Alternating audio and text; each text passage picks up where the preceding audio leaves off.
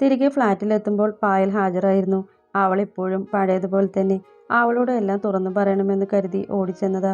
പുറകിൽ നിൽക്കുന്ന ആളെ കണ്ട് ഞെട്ടി. പൂജ ചേച്ചി. തുമ്പിമോളെയും എടുത്ത് നിൽക്കുന്ന പൂജ ചേച്ചിയെ കണ്ടപ്പോൾ പറഞ്ഞറിയിക്കാൻ കഴിയാത്ത സന്തോഷം തോന്നി. ഓടിച്ചെന്ന് തുമ്പിമോളെ വാരിയെടുത്ത് ചുംബിച്ചു. 2 വയസ്സേ ഉള്ളെങ്കിലും നല്ല അസൽ കാന്താരിയാണ്. കൊഞ്ചിയുള്ള സംസാരവും. അവളെപ്പോലെ തന്നെ ഞാനും സംസാരിച്ചു. പൂജ ചേച്ചിയും പായലും ഞങ്ങളെ നോക്കി നിൽപ്പാണ്.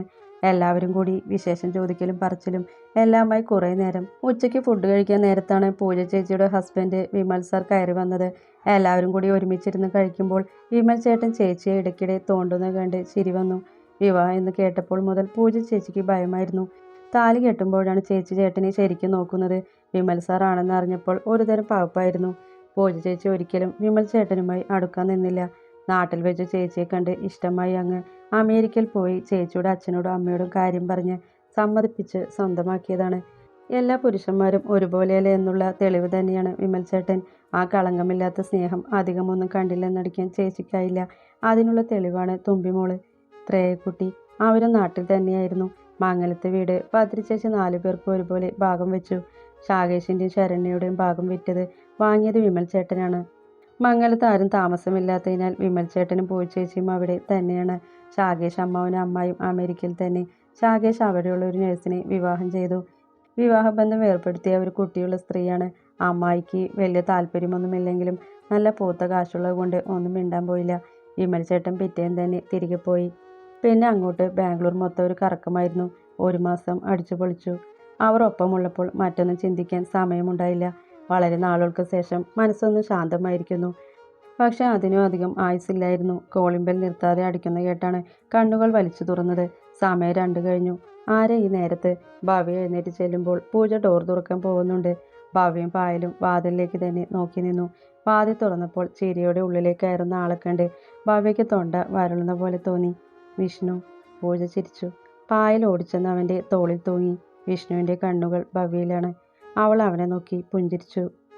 എല്ലാവരോടും സംസാരിക്കുന്നുണ്ടെങ്കിലും വിഷ്ണുവിൻ്റെ നോട്ടം മൊത്തം ഭവ്യയിലാണ്. സാഹചര്യം മനസ്സിലാക്കി വിഷ്ണുവിനോട് പോയി ഫ്രഷ് ആവാൻ പറഞ്ഞ് പായലും പൂജയും എഴുന്നേറ്റു. വിഷ്ണു വേഗം മുറിയിലേക്ക് ചെന്നു. പിറകെ ഭവ്യയും. ഭവ്യ മുറിയിലെത്തുമ്പോൾ വിഷ്ണുവിനെ കണ്ടില്ല.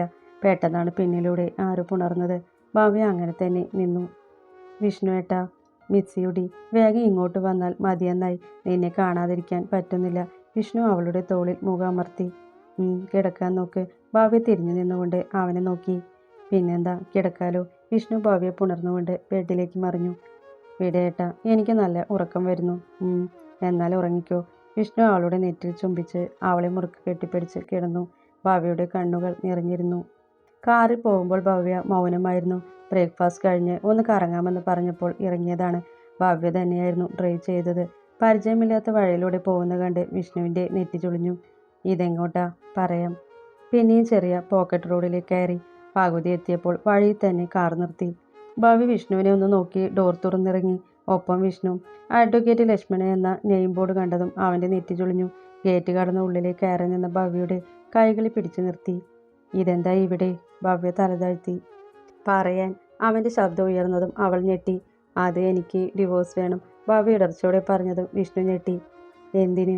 എനിക്ക് ഡിവോഴ്സ് വേണം. ഭവ്യ വാശി പോലെ പറഞ്ഞതും വിഷ്ണു അവളെ വലിച്ച് കാറിലേക്ക് കയറ്റി. അവൻ വേഗം കാർ സ്റ്റാർട്ടാക്കി. കാർ ഫ്ലാറ്റിലേക്ക് പാഞ്ഞു. ഭവ്യയെ പിടിച്ചിറക്കി കയ്യിൽ പിടിച്ച് വലിച്ചുകൊണ്ട് ഫ്ലാറ്റിലേക്ക് കയറി. പൂജയും പായലും പരസ്പരം നോക്കുന്നുണ്ടായിരുന്നു. ഭവ്യ മുറിയിലേക്ക് ബെഡിലേക്ക് തള്ളി. വിഷ്ണു ഡോറ് ലോക്ക് ചെയ്തു. ബെഡിൽ കിടന്ന ഭവ്യ അവനെ പാപ്പോടെ നോക്കി. വിഷ്ണു അവളുടെ കവളിൽ കുത്തിപ്പിടിച്ച് എഴുന്നേൽപ്പിച്ചു. എന്താണ്ടി നിനക്ക് വേണ്ടത്? പറയടി. അവൻ അലറിയപ്പോൾ അവൾ പേടിയോടെ കണ്ണുകൾ ഇറുക്കെ പൂട്ടി. അത് കണ്ടപ്പോൾ അവൻ പിടിവിട്ട് അവളിൽ നിന്ന് അകന്നു മാറി. ശരിക്കും എന്താ നിന്റെ പ്രശ്നം? ഞാൻ പോയി വരുമ്പോഴേക്കും എന്താ സംഭവിച്ചേ? പറയാൻ. ഒന്നുകൂടെ ശബ്ദം ഉയർത്തിയപ്പോൾ ഭവ്യ ഞെട്ടലോടെ അവനെ നോക്കി. വിഷ്ണു ഏട്ടനൊരു കുഞ്ഞിനെ തരാൻ എനിക്ക് കഴിയില്ല. ഭവ്യ വിതുമ്പലോടെ പറഞ്ഞതും വിഷ്ണു മുഖം തിരിച്ചു. കുഞ്ഞിനെ വേണമെന്ന് ഞാൻ നിന്നോട് പറഞ്ഞോന്ന്. ഭവ്യ വേഗമില്ലെന്ന് തലയാട്ടി. അവളുടെ പേടി കണ്ടപ്പോൾ അവനൊന്ന് ശാന്തമായി. ഭവ്യ ഇങ്ങോട്ട് നോക്ക്. നമ്മളിപ്പോൾ ജീവിച്ച് തുടങ്ങിയിട്ടേ ഉള്ളൂ. ഈ 3 വർഷമൊന്നും ഒരു കണക്കല്ല. കുഞ്ഞിലെങ്കിൽ എന്താ, നമ്മൾ ജീവിക്കില്ലേ? വിഷ്ണു ഏട്ടന് അങ്ങനെ പറയാം. നാട്ടിൽ പോയാലും വീട്ടിൽ പോയാലും കുത്തുവാക്കുകൾ കേൾക്കുന്നത് ഞാനാ. ഇനിയും എനിക്ക് സഹിക്കാൻ പറ്റില്ല. എൻ്റെ തീരുമാനത്തിൽ ഒരു മാറ്റവുമില്ല. ഭവ്യ കണ്ണീർ തുടച്ച് വാശിയോടെ പറഞ്ഞതും വിഷ്ണുവിൻ്റെ കൈ ഉയർന്നതായിരുന്നു. ഭവ്യ ബെഡിലേക്ക് മറിഞ്ഞു വീണു.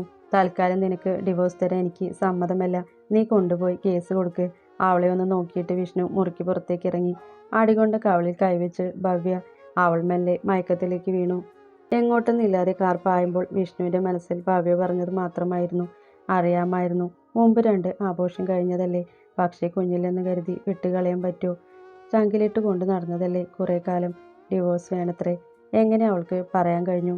താൻ എന്തെങ്കിലും ആവശ്യപ്പെട്ടോ അവളോട്? അവളല്ലേ തൻ്റെ ലോകം. അവളില്ലാതെ എങ്ങനെയാ 1 മാസം കഴിഞ്ഞതെന്ന് തനിക്ക് മാത്രമേ അറിയൂ. കവിളിലൂടെ ഒഴുകിയിറങ്ങുന്ന കണ്ണീർ കയ്യിൽ പതിച്ചപ്പോഴാണ് കരയുകയാണെന്ന് അറിഞ്ഞത്. ഫ്ലാറ്റിലെത്തിയപ്പോൾ രാത്രിയായി. ബെല്ലടിച്ചപ്പോൾ പായലാണ് വാതിൽ തുറന്നത്. ആരുടെയും മുഖത്ത് നോക്കാൻ നിന്നില്ല വിഷ്ണു. അവിടെ നിന്നേ മുറിയിലേക്ക് നടന്ന വിഷ്ണു പെട്ടെന്ന് നിന്നു. ഡിവോഴ്സ് ആവാൻ പോവണമെന്ന് കേട്ടു. പൂജ പരിഹാസത്തോടെ ചോദിച്ചപ്പോഴേക്കും വിഷ്ണുവിൻ്റെ കണ്ണുകൾ നിറഞ്ഞിരുന്നു. അവൻ മുഖം ഉയർത്തിയില്ല. അല്ല ചേച്ചി, ഡിവോഴ്സ് ആയാൽ കുഞ്ഞിനെ അച്ഛൻ്റെ കൂടെ വിടോ അതോ അമ്മയുടെ കൂടെ വിടോ? പായൽ പൂജയുടെ അടുത്തേക്ക് ചേർന്ന് നിന്നു. വിഷ്ണു സംശയത്തോടെ മുഖം ഉയർത്തി. എന്തായാലും ഡിവോഴ്സ് കൊടുക്ക്. ഗർഭിണിയായ ഭാര്യയുടെ ഒരാഗ്രഹമല്ലേ. പൂജ പറഞ്ഞതും വിഷ്ണു പകപ്പോടെ നോക്കി മുറിയിലേക്ക് ഓടി. ഭവ്യ ബെഡിൽ പുറംതിരിഞ്ഞ് ഇരിക്കുന്നുണ്ട്. കയ്യിൽ എന്തോ ഉണ്ട്. വിഷ്ണു തലയെത്തിച്ച് നോക്കിയപ്പോൾ രണ്ടാളും ചേർന്ന് നിൽക്കുന്ന ഫോട്ടോയാണ്. പിന്നെയാണ് ശ്രദ്ധിച്ചത് ആള് വിതുമ്പുന്നുണ്ട്. വിഷ്ണു അവളുടെ തോളിൽ കൈവച്ചതും ഭവ്യ മെല്ലെ തിരിഞ്ഞു. വിഷ്ണുവിനെ കണ്ടതും അവളുടെ മിഴികൾ വിടർന്നു. ഭവ്യ ചാടി എഴുന്നേറ്റ് അവനെ തല്ലാൻ തുടങ്ങി. എവിടെ പോയതാ? ഫോൺ എന്തിനാ ഓഫ് ചെയ്തേ? ഞാനെത്ര പേടിച്ചെന്നറിയോ?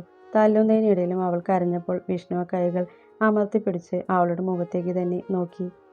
ഞാൻ കേട്ടത് സത്യാണോ? വിഷ്ണു ചോദിച്ചതും ഭവ്യ മുഖം താഴ്ത്തി അതേ എന്ന് തലയാട്ടി. വിഷ്ണുവിൻ്റെ സന്തോഷത്തിന് അതിരില്ലായിരുന്നു. എന്ത് ചെയ്യണമെന്നറിയാത്ത ഒരവസ്ഥ.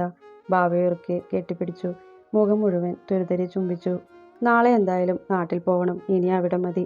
വിഷ്ണു പറഞ്ഞത് തന്നെയായിരുന്നു ഭവ്യയുടെയും തീരുമാനം. മേലരത്തേക്കാണ് ആദ്യം ചെന്നത്. പായലും പൂജയും തുമ്പിമോളും മംഗലത്തിറങ്ങി. അവസ്ഥ അറിയാവുന്ന കൊണ്ട് അവർ ഇറങ്ങാൻ നിർബന്ധിച്ചില്ല. മേലിടത്തേക്ക് ചെല്ലുമ്പോൾ വാതിൽ മലർക്കെ തുറന്നിട്ടുണ്ട്. വിഷ്ണുവും ഭവ്യയും ഒച്ചയുണ്ടാക്കാതെ ഉള്ളിലേക്ക് കയറി. ശനിയാഴ്ച ആയതുകൊണ്ട് കുട്ടിപ്പട വീട്ടിൽ തന്നെയുണ്ട്. അതിൻ്റെ ബഹളം മുകളിൽ നിന്ന് കേൾക്കാം. ഭവ്യ ശബ്ദമുണ്ടാക്കാതെ അടുക്കളയിലേക്ക് ചെന്നു. ഭദ്ര തിരിഞ്ഞു നിന്ന് പാത്രം കഴുകുന്ന തിരക്കിലാണ്. സാരി തലപ്പ് എടുപ്പിൽ കുത്തിയിട്ടുണ്ട്. ഇടയ്ക്ക് മുറുമുറുപ്പ് കേൾക്കാം. ഭവ്യ അവളെ തന്നെ നോക്കി നിന്നു. ലേശം തടിച്ചു എന്നതല്ലാതെ വേറെ ഒരു മാറ്റവുമില്ല. മുമ്പത്തെക്കാളും ഭംഗിയും വർദ്ധിച്ചിരിക്കുന്നു. ഭവ്യ പുറകിലേക്ക് തിരിഞ്ഞു നോക്കി. വിഷ്ണു വാതിൽ ചാരി നിൽപ്പുണ്ട്. ഭവ്യ പൊടുന്നനെ ഭദ്രയുടെ ഇടുപ്പിലൂടെ കെട്ടിപ്പിടിച്ചതും ഭദ്ര അലറിക്കൊണ്ട് തിരിഞ്ഞു. ഭവ്യ കണ്ട ഭദ്രയുടെ കണ്ണുകൾ വിടർന്നു. എപ്പോൾ വന്നു നീ? എത്ര നാളായി കണ്ടിട്ട്? വിഷ്ണു എവിടെ? നിർത്താതെ ചോദിക്കുന്ന കേട്ട് ഭവ്യ അവളെ പുഞ്ചിരിയോടെ നോക്കി. എൻ്റെ ചേച്ചി, ഒന്ന് നിർത്തി ചോദിക്കേ. ഞാൻ ഇവിടെയുണ്ട്. ഇപ്പോൾ ഞങ്ങൾ എന്തിനാ വന്നെന്നറിയോ? വിഷ്ണു അവരുടെ അടുത്തേക്ക് ചെന്നു. ഭദ്ര സന്ദേഹത്തോടെ പുഞ്ചിരിച്ചു. കാര്യം അറിയാതെ രണ്ടാളെയും നോക്കി. പറ. വിഷ്ണു ഭവ്യയോട് പറഞ്ഞപ്പോൾ ഭവ്യ ചെറിയ നാണത്തോടെ ഭദ്രയെ നോക്കി. എന്താ കാര്യം? അതുണ്ടല്ലോ, ചേച്ചി ഒരു വല്യമ്മ ആവാൻ പോവാ. ഭവ്യ ചെറുചിരിയോടെ പറഞ്ഞതും ഭദ്രയുടെ ഉണ്ടൻ കണ്ണുകൾ ഒന്നുകൂടെ വിടർന്നു. സത്യാണോ?